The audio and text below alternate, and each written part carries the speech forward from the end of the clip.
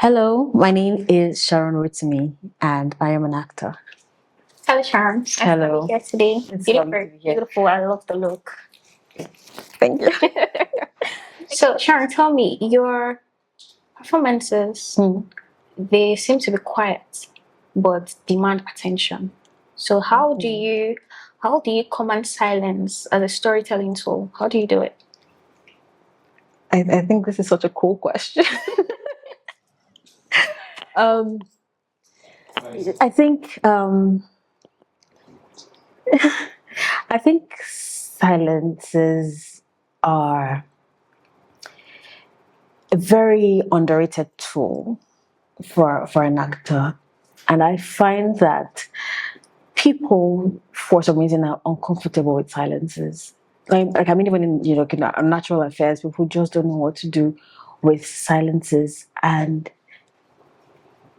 I know if we're thinking about the number of words that exist, they're inexhaustible. But there are just some times and there are situations where words aren't exactly enough to convey a particular thing. And I think the same thing can be said, when you're acting. I think silences are powerful. I think silences can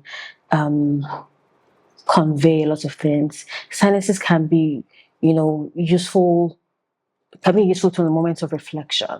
Silences can convey things like tension. They can communicate a lot of things. And I think that I think there are also moments that allow for the audience to, you're calling the audience in to feel whatever it is you feel, to understand whatever it is, is going on in the situation.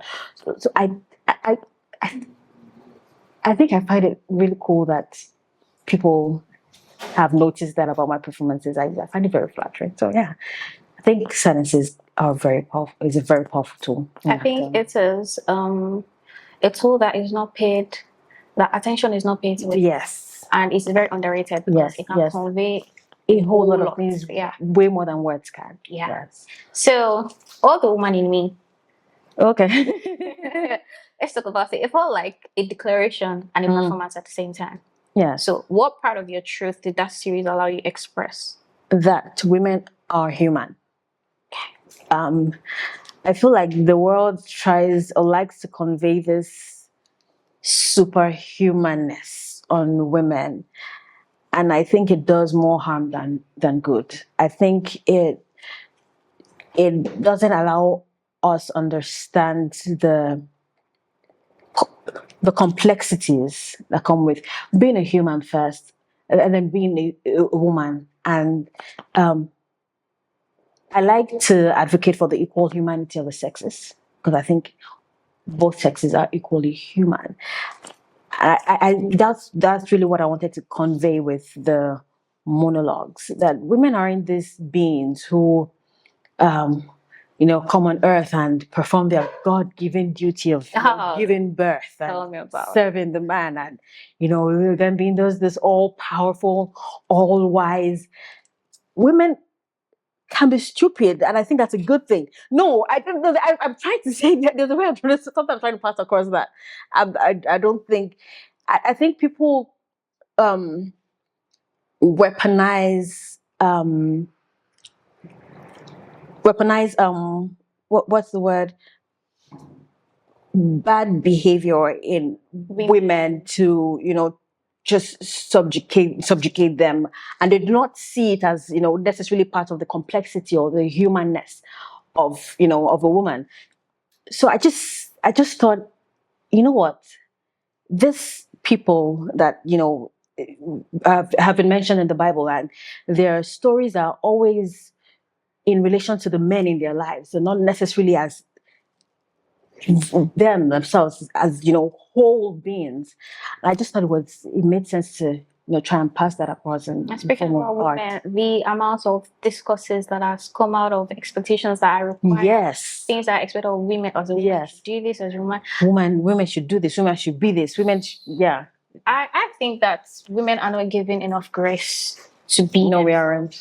To be human and to be a woman. Yeah. To get, and yeah, I think that's a good thing. Yes. That it allowed you to express that part of yourself and that part of your truth. Thank you. So finally, what does it mean to you to be a rising African actor in a world where, or at a time where the world is paying attention? What does that mean to you?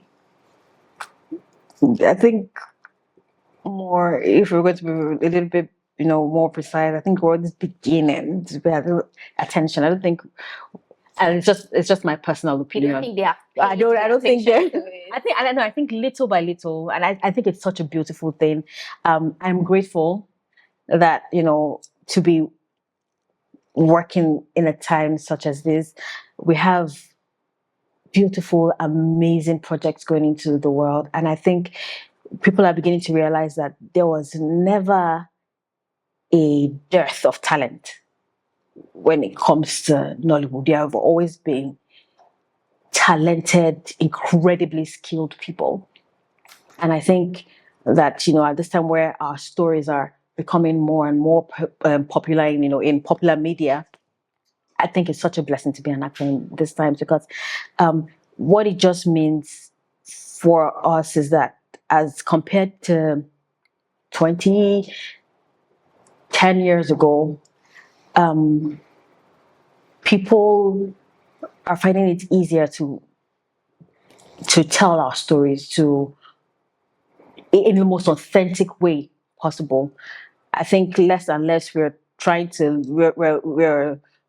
less and less to look like other people, and just finding the freedom in being ourselves. And I find that really amazing. I think that other parts of the world, different other than Africa, are finally seeing or, like you said, beginning to pay attention to the fact that there's so much goodness, there's so much excellence and creativity coming out of Africa. I think it's beautiful to see, and I'm grateful and happy for you that you're proud of it. Yes. Anyways, thank you very much for doing this. Thank you very much for having me. It was lovely doing it with you. I'm glad that I did this. Thank you.